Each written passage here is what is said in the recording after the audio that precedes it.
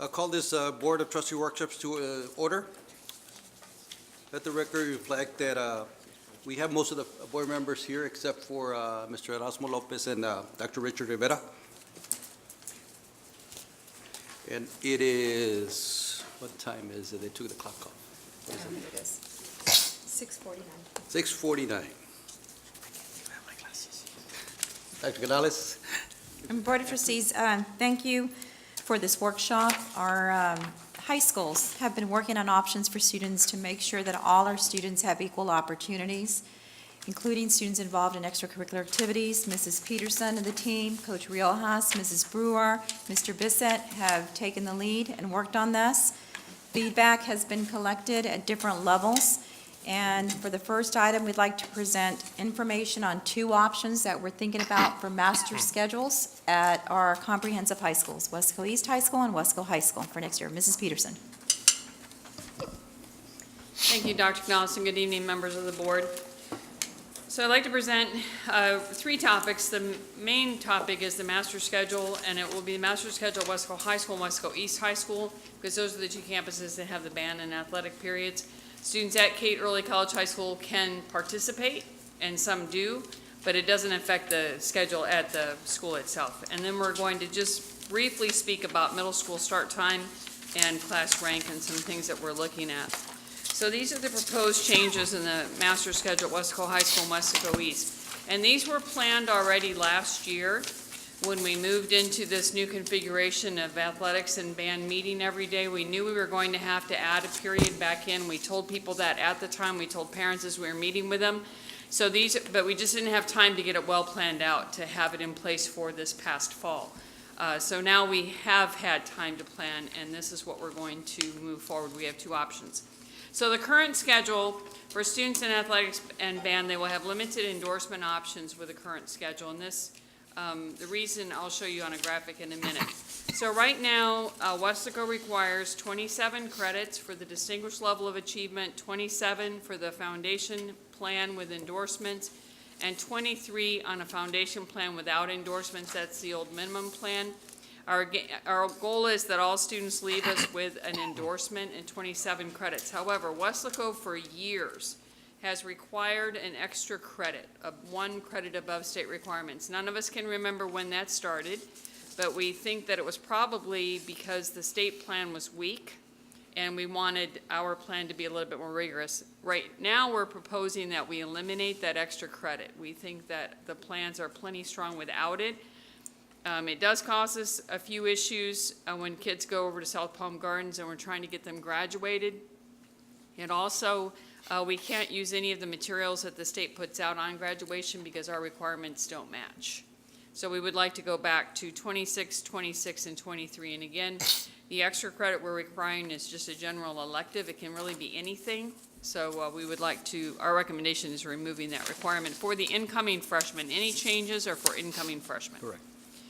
So right now, the schedules at the high schools are 8-period days, but if I'm a student in band or athletics, then I have 2 periods tied up with that class.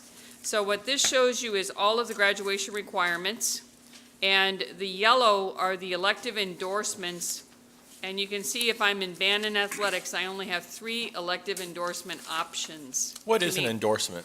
An endorsement, Mr. Kennedy, is with the new graduation plans that are in place for the kids that graduated last year, and students can earn an endorsement in STEM, business and industry, public service, arts and humanities, or multidisciplinary. So it's kind of a focus area. Okay, So they have to take a certain courses to get that endorsement. thank you. All right? So you can see here, if I'm a student in band and athletics, I may be very limited in my elective and endorsement options. The courses in blue, some students take in middle school, all right, English 1, Algebra 1, and foreign language, so that would open up some options for a student. The courses in pink, not all students are required to take. Special topics is the class we inserted to help prepare students for U.S. history that do not pass the English 1 assessment their freshman year. So it's kind of a extra help in U.S. history class, and we combine it with extra help in English also. And then not all students, of course, take calculus or advanced math or physics or their advanced science. But you can, the main part of this graphic is to show you that the options are very limited for kids in athletics and band for their endorsements. So right now, if I'm a student athlete or in band, this is my schedule. It could be, for athletics, there's an afternoon athletic period. I'm just showing you an example with the morning. So I have band and athletics every day, and then I have 6 other classes. One Now, option, Ms. option P. A, I'm sorry, go ahead. The downside to this is you're either in band or you're in athletics. With the current, Correct? I'm sorry. Correct. With this one? Yes, you cannot be in both. You absolutely cannot be in both and graduate on time. You also are giving up 2 periods for those 2 full periods for those classes, which prevents me from taking more of the endorsement options or the electives, which you can see here. I'm only in my span of time in 4 years. If we stay on the current option, I would only really have 3 choices, all right? And that's what we want to get away from and offer more choice. So we knew going into this year we were going to have to get an extra class back in there someplace. We knew that. So we have 2 options. It's skinny block and split block. So let's talk about skinny block first. So the first table there is an athlete or a band student. And again, that athletic period might be in the afternoon. We're just going to use a morning example. I'm taking athletics and band every day for 1 credit. I don't get 2 credits, I get 1, because it's the same class. I cannot get multiple credits for the same class. And then I take 2 core classes, and then the skinny block is in the middle there, and it's speech, and I take speech every day. Because it's only 45 minutes, I'm getting 1 credit. All right, so that's why it's 4, and then the block classes are my other credits. If I'm not in band or athletics, that's an example of the schedule on the second table there. And you can see that that student can accumulate 9 credits a year. If I'm in athletics or band, I can only accumulate 8. Because remember, I don't get credit for band every day or athletics every day, I only get it for 1 day. So students who are not in band or athletics here could graduate easily in 3 years. That's one consideration. They also have an advantage of earning more credits and taking more weighted courses than our student athletes. The other downside to this option is we have students enrolled in cosmetology. Cosmetology, because it's a certification, any of our courses in CTE where they get a certification, we have to meet a minutes requirement. And cosmetology needs 3 90-minute blocks in a row to meet the requirement. They can't have a split. It's got to be 3 consecutive blocks, which cannot be offered on this option with a skinny block.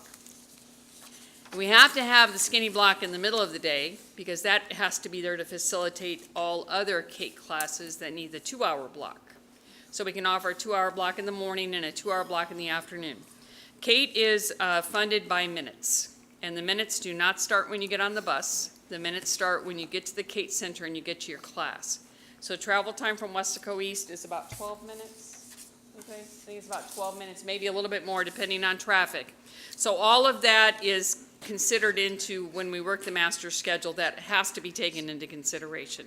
So this schedule, skinny block, truly, on this we would not be able to continue to offer the cosmetology certification, and it also gives students not in athletics and band an advantage for credits and GPA. So another option then is what we're calling a split block. All right. So in split block, I no longer have athletics and band for 90 minutes every day. I have it for 45 minutes every day. And then the other 45 minutes of that first block, I take a class. So I get my class in there. So we have it here, the sample on the first table is speech. All right, so it might be speech, it might be Spanish, it might be keyboarding, or BCIS. What we have to do is the master schedulers at the high schools, and they've been very much involved in this conversation, Ms. Crink and Mrs. King, they have to look at the kids in athletics and band, what classes do they need, and what can we get in that skinny block, all right? So you can see here, whether I'm an athlete in band or not, 8 credits. Both schedules, 8 credits. Both accommodate the CTE schedule, both allow us the 3 blocks for cosmetology, and the students in athletics and band still miss 1 period where they can't take a weighted class, but then they have that extra period where they can make up the time. Plenty of room here for options on endorsements and your electives. Ms. P, going back Yes. to the skinny block, is there not a way, because in either block, split block or skinny block, the child has to pick one or the other? Okay, that is possible in the split block, all right? Possible. It all is going to depend on that child, what they're taking, what endorsement they want, how many dual enrollment classes they're enrolled in, how many AP. It's a conversation with the counselor and the student and the parents to determine what that student wants. It's not at all possible now. It is possible under these two, more possible under the split block. Right. So in the skinny block, if a child decides to choose band, and in the afternoon, if we offer the athletics, is that possible? It's going to be difficult for them to fit everything in that they need for graduation on that one. It could work, but again, it's really very much a kid-to-kid, kid by kid, with a discussion with the counselor for what they want to take. Do we have a number of how many So I was gonna ask. how many kids or how many children were unable, that had to choose one or the other? Mr. Rod, I don't know if we have an exact number. but did we have, let's say, 40, Ballpark, like less than 10? Less than 10. at each school? So less than 10 students had to pick athletics or band. Right. Ms. P, the athletic periods, do you get them at different times of the day for the individual sports?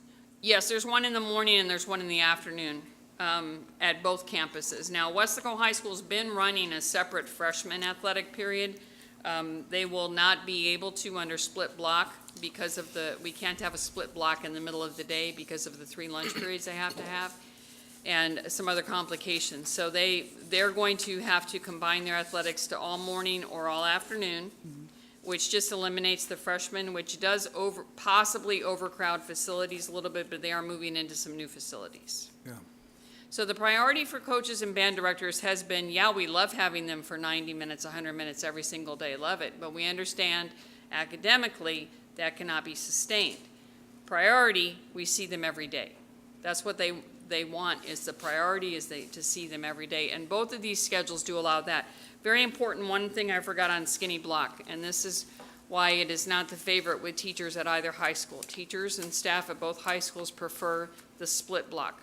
On a skinny block, all teachers have to pick up a 5th class.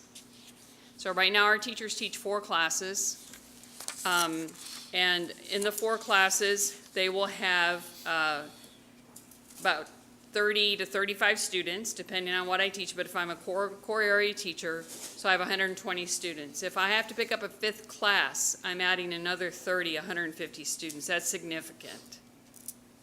All right. So this schedule was not the favorite at either high school because of that reason being one of them. Then on this schedule, How many conference periods do they currently have? they have one each day. So one is and in that time, it's either 90 or 100 minutes, depending on which high school you're at. So part of that is your personal conference time, the 45, and the other time is spent in meetings with administration for planning or with your department for planning. And that, their conference time does not change. They still have the same conference on either schedule, but on the skinny period, they have to pick up a 5th class, which increases their student load by 30, 35, depending on what they teach. Our current schedule is more akin to the skinny block option, is that right? Well, yes and no. We don't have that skinny block in there anywhere Okay. right now. So they always teach a block.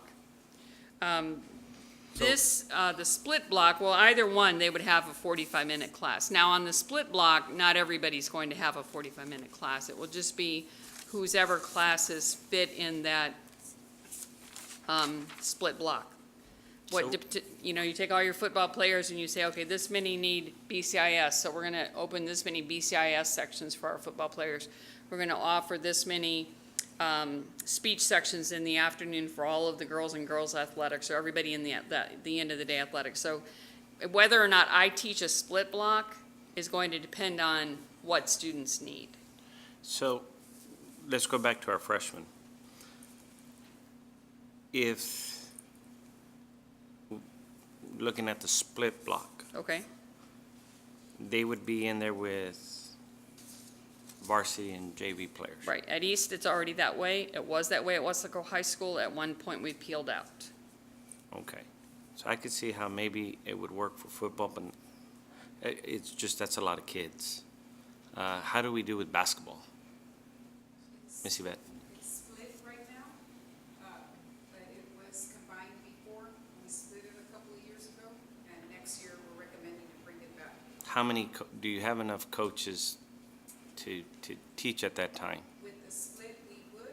When we went to they get to see their kids every day. When we went to that last year, we had to free up a lot of coaches and move them out of the core areas to get in there. So we would be able to give them some assistance for supervision. So there would be, so we wouldn't bombard, let's say, 3 or 4 coaches with 200 kids or No. whatnot. Why The, did- the split block actually allows us to go back to having more coaches in the period, while they still pick up an academic But- or whatever their content area class is. Currently, there's 8, because it's AB block, correct? AB block. So teachers have 8 classes, but they have conference every day, you Well, said? or- I'm sorry, yeah, I didn't say that right, did I?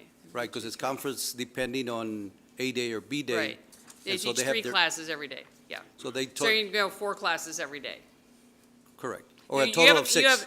You have a conference on A day and B day, both. You have a conference both days. A Okay. day and B day, you have a conference. So one is it used to be you were off with your SLC, and then you were off with your department. Now we're Correct. off like grade level subject area groups. So teachers teach how many classes now at the high school? I said it wrong, right?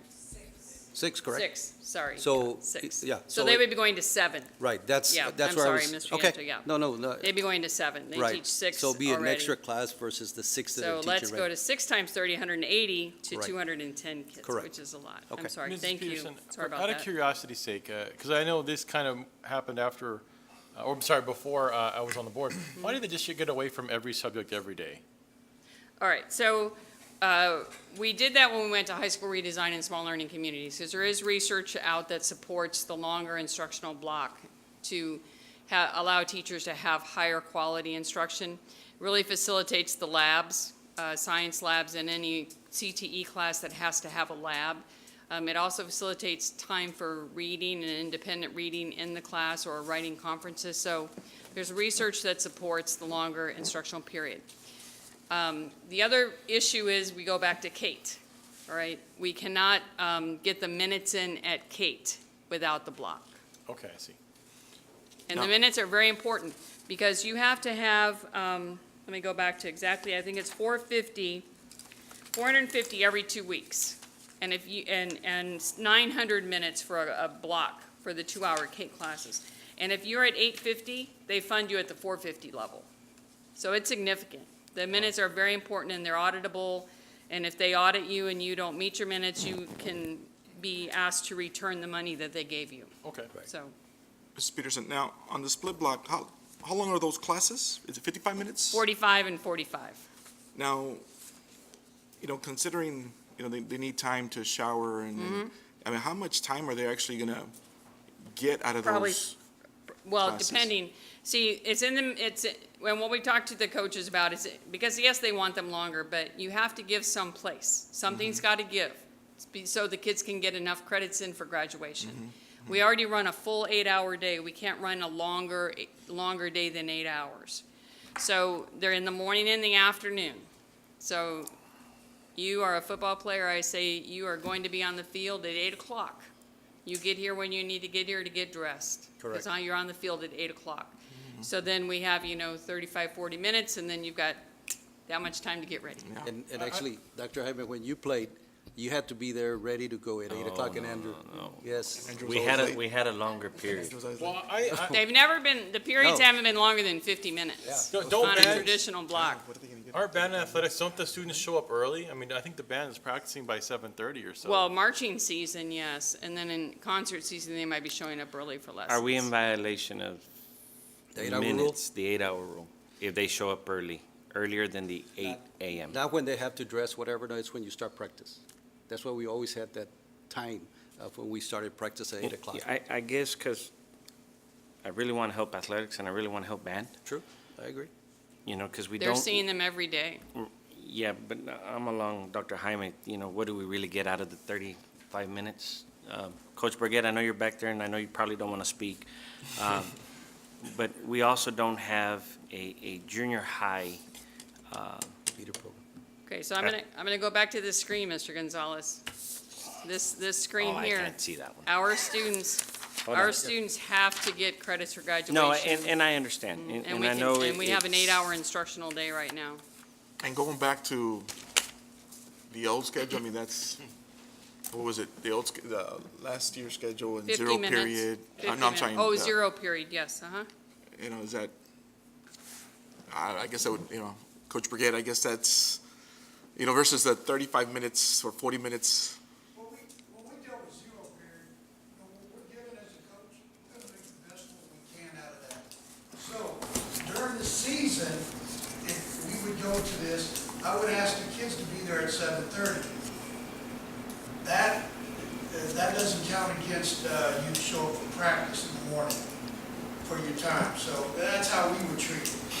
Again, we want what's best for the students, so whatever you guys decide, I'm on board.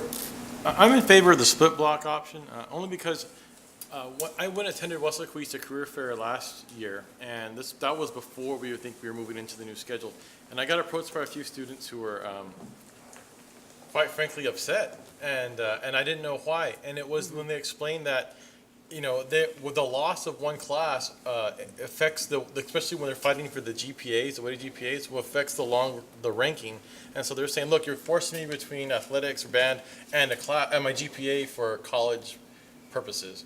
And I didn't think about it that way, but from a student's point of view, I can see why some of the very motivated ones, they need that, or they want that extra class to make a difference for final rankings, or if they want the weight to aid their GPA. But, you know, final rankings is not, maybe for your valedictorian, you know, your other top 10 or whatever. What really counts in any particular students is your ACT and SAT score. If you score high in those, you don't have a problem going to any university. Now, yes, the top 8% are accepted automatically to UT or Texas A&M now, correct? So if you're ranked in the top 10, you get an automatic admission, right? But UT is at 6% this year. oh, is it now at 6%? 6% for the class of 2019. Good job, Lina. The rest of So, them are at 10. you know, and, you know, it's something that we have to work together, so that way we can satisfy athletics, and of course, we need to also satisfy academics, because, you know, we have to be well-rounded. And band. And band, co-curricular. If we ran on co-curricular. a traditional schedule, we'd run a 50-minute period, Right. 5 minutes. And what brought about this change? The coaches and band directors a year ago wanted to see their students every day. So we had parent meetings and such, and went to this schedule where they see their kids every day. But when we went to this schedule, we knew that this was the reality for a student who wants to graduate college-ready with one of the endorsement plans. So we knew at that time that we could not stay on a 4-period day, or, 4 periods each day. We had to do something different. But we didn't have time, This past because we year. didn't start that discussion until after Christmas last year. So we didn't have time to plan this and have it ready to go in the fall. We'd already registered half of our students when we started planning this. So, but going into athletics and band every day, we knew that this year we had to work in either, and we were already talking about, it's going to have to be a split, or it's going to have to be a skinny. We'll look at the traditional and see if we can make it work with minutes. We can't. With CTE, we cannot. And CTE is very important for a lot of kids. Yeah. They've got great Yeah. program offerings. It is. Well- So we knew we had to put something else back in. Right. Yeah, well, if you look at the split block, it kind of goes back to what we had originally with that 50-minute period. And even though we saw them on a daily basis, it did limit us to what we were doing. And when we went to the block schedule, if you'll remember, With 0 period. yeah, and still the 0 period, it should not have been an option for those people that were assigned that 0 period but there were some who chose not to use it. If you'll remember, those who did benefited from it tremendously, and that's when we started to see a change in our success rate. It was work, but very well worth the time and effort. So what I'm trying to get to is why, if it ain't broke, we don't need to fix it. Well, But- some but people something thought it was happens. broke, Coach. But something happened, so I'm just trying to get an understanding of, where we're going with this, and I'm not gonna compromise the importance of academics, but, as long as something's working, we're gonna back it up, and we are here for what's best for our students. But I'm just going back in time, I and agree. I mean, was there anything really, really wrong? And if it was, if it's caused we this have to fix it, but and they still get the benefit of doing both. things change, and, we did do some very, very positive things, of course, speaking as a coach back then. And we had our, discussions about different things, I still thought that we were doing well academically, but if I'm incorrect with that, correct me if I'm wrong, but, We did well. Andy. okay. Other questions? And again, it's very similar to what you mentioned when we went to small learning communities. It was a difficult time when we made those changes. We're a traditional schedule, but then we agreed, back then that it was best for students and athletics, and it worked. But again, we'll have to do what we need to do for our students and our athletes. I agree with Coach Cuellar. Looking at the issues that it's created, and of course, keeping academics as our priority, and given the options that we're given, the previous schedule we had, should be considered once again, I would say, with the 0 period. The 0 period. If I could, I would like to go to one more slide that, again, compares the skinny period with the split block option. So, again, in the first box, it's about the credits, all right? Some students can earn 9 credits on the skinny period. On the block, on the split block, everybody gets 8. Cosmetology cannot meet the requirements on the skinny period. They're fine on the other. Not all CAPE programs, we still have an issue with CAPE programs being available for some students, especially if they want to be in band and athletics, but we have better options on the split block. All teachers teach an additional course on the skinny period, not on the other. So just the same points that we have made are laid out on that table, just a little bit differently. And again, as Dr. Canales mentioned, we've had discussions ongoing since the school year began with high school principals, the administrator in charge of the master schedule, because it is very, very complicated. Mr. Nianza knows how complicated a master schedule is. Head counselors, athletic coordinators have been very engaged, and each of those groups then takes it back to their whole department, all right? So the athletic coordinators, all of the coaches, the counselors, head counselors, all of the counselors. Both high school principals met first with the teacher leadership groups, and then with all of their teachers for input. And then myself, Mrs. Brewer, Mr. Bissett, Coach Rojas, Mrs. Avila, and Erica Trevino, who does a lot of work with us on data, and the technology and the things have all been looking at it, so. And we need to make a decision soon because we are already registering students, so they've been registered with an extra selection. We have not registered our upperclassmen yet, or our freshmen, rather. We've registered all the upperclassmen. We haven't registered freshmen yet. Ms. P, in the split block option, that is the one where a child can decide to do both? Possibly. Possibly, yes. Depending on Yes, it's how more the other. possible than it is right now, yeah. Okay. But it's possible, it just depends. There's a lot of other factors, On their what they want to graduation take. plan, Yeah, what their personal plan is. graduation plan. And the majority of the coaches and the administrators were more favorable with the split block? Yes. Okay. Yes. That was the feedback we received here. Okay. So I guess for input from the board, the 0 period is something that existed So the split block, we had plenty of information on the split block and the skinny.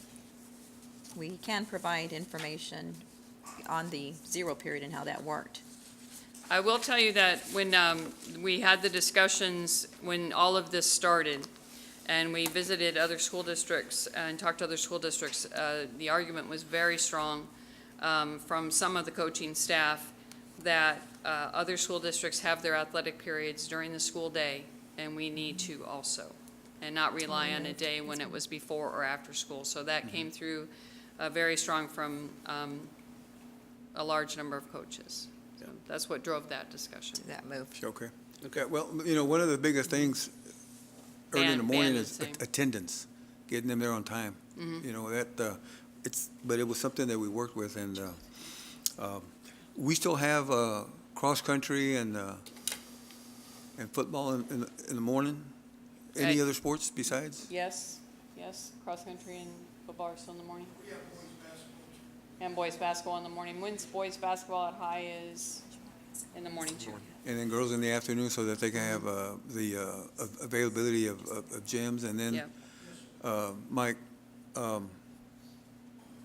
being that you have first period and last period, does it give you a little flexibility with athletes that are going to participate in other sports, where you have varsity athletes allowed to go to that sport if they're going to be varsity athletes, but you still keep your sub-varsity for off-season and so forth? Correct. Yeah. And the big reason for that is, what was said earlier, without the junior high having athletics, our kids come to us and, let's face it, they're 3 years behind. So we try to catch them up in the weight room to make them a better athlete, not just football player, a better athlete. And our girls show up in the afternoon and they go through the same weight program the last period of the day. And with fine arts, Mr. Griffin? Yes. How does that work for y'all? As far as what? The availability of students, you don't have any students that are going from one, like, you have orchestra and you have marching band and then you have jazz and, The only thing that they would share would be like in the mariachi, the trumpets, violins come from orchestra, and that's all done after school. So there are no issues with that. Jazz band's done after school, so as far as people sharing the band students, they do not. Okay, other topics that we're looking at the secondary level would be the start time for our middle schools. Currently, our middle schools start at 7:20 a.m. We're in the process of reviewing this in light of research on adolescent sleep patterns, which says that students should not be at school quite that early. It does impact the transportation schedule for pickup and drop-off. The decision will be made for fall 2019. So we're just starting to talk about this, and we will be gathering input from middle school staff, parents of middle school students, and district-level personnel that are involved in this. So What times that's are y'all thinking about? possibly 7:45, which is the same start time as the middle school, as the elementary schools. It just depends on when we sit down with transportation, what they But can it's do. doable with transporting the number of students that we transport. It is to and from doable school. because I don't think one single school district has middle school that starts at 7:30. Not one single school district in the valley. All I know is I drop off my son at 6:55 every morning, and that's tough. It's early. And best practices have shown that it's You heard from better to parents. start later, Yeah. like you said, Yeah. Mrs. Peterson. They start at 7:25 and get out at 3:05? 3:20, 3:15. 7:20 to 3:20, or 7:25 to 3:25. 3:25. Yeah, Okay. we run a full 8-hour day at the middle schools and elementaries. All right, and then the last topic we're reviewing is class rank. So we are reviewing the option of moving away from announcing class rank and moving toward identifying students as summa, magna, and cum laude. There are numerous school districts in Texas that have moved away from actually having rank, and they include some top-performing school districts such as South Texas ISD, Northeast ISD in San Antonio, Westlake Eanes in Austin, Frisco, Plano, Cypress Fairbanks, College Station, Coppell, which is near Dallas, and Carroll, up by Dallas. All have moved away from rank and are naming. The numbers that are on the slide that I gave you are just a sample. You can look up summa magna and cum laude, and you can see different ranges. That would be up to us to set, and we would definitely, we're looking at other district policies. TEA does require that we name the top graduate, because that student gets a scholarship. Right. And we must identify top 10% for automatic admission, and of course UT floats, so we have to identify that group. And then students can request a rank, and we would give a rank to the student. GPA would still be calculated. The policy would not change until the incoming freshman class in the fall. We don't change anything with rank once our students are in progress. And one reason we're looking at this, and you can Google, and we'll share some information on, there's quite a lengthy article about Frisco and Plano that we found, is students are making choices, some students are making choices about class based on rank rather than what I want to take or what might prepare me best for the future that I want. So we get all caught up with being number 1 or number 2 or number 5 or number 11 or number 24 or number 25, whatever the number is that we have in our head that we want. And then we stop taking classes we're interested in because they're not weighted. So Frisco or Plano, I can't remember which one of the two it was, only weights the English, math, science, and social studies classes. They do not weight anything else at all. So we're really taking a look at this. We want to do what's best for students. I know when I was a principal at East, we had AVID, which is a very important college prep course. And their senior year, students write their college applications and financial aid. And a student in the top 10 told me she was going to drop AVID. And I said, why are you dropping AVID for? Because it's not weighted. That's why she was dropping it. We have students who question staying in band because band is not weighted, athletics is not weighted, cheerleading is not weighted. So we have, all of those kinds of things. We want students in high school able to explore their options. And if they want to take a heavy academic load, great, and we want our kids to have an endorsement, which requires a significant academic load. But we also want them making decisions about classes that are good for them. If they want to take art, to explore art, I want them to be able to take art without having to worry that I'm going to drop out of, the top 25. So this is something we've just started to look at. We've so far had discussions with high school counselors, high school administrators, district level staff, and the district advisory committee. Mrs. Brewer has spoken with her committee there. So we'll enlarge that scope of conversation, look at what some of the other districts are doing in Texas. The schools I mentioned, the districts I mentioned, those are all schools that send kids to top schools, Ivy League included. So it is not required for college that you have a rank anymore. They're much more interested in test scores, like Mr. Nieto mentioned. The courses that you take in high school, whether they're AP or dual, and things like that. So those are things that we are looking into at the secondary level. Well, I think, like you mentioned, counting just the core courses would be a big step in eliminating some of the activity that goes on with selecting weighted courses over other classes, and I think that makes sense, just. We have a very counting- complicated system currently, so all made, with good rational thought behind it. And again, it will not change for current students. It would change for incoming freshmen. Correct. I attended a graduation of 700 students at Northeast, and I thought it was going to take forever. 2 hours, all 700 were gone, because They do summa cum and magna, right? Correct. Yeah. That's So then they just name, just the number one. Number one, some districts name 1 and 2, so you have a valedictorian and salutatorian. Correct. That's all they and then name. everything else? Everything else is the honors designations, so. Good points there that you have, Mrs. Peters. I like the class rank personally. Go on to the core subjects and let it be. I think it would help the counselors as well, a lot. I like the idea of simplifying Yeah. the weighted. I think it gives them more time to help our students that need help. And then for middle schools, Dr. Canales, I've mentioned this several times. I know Coach Burgett is here and he's brought it up already.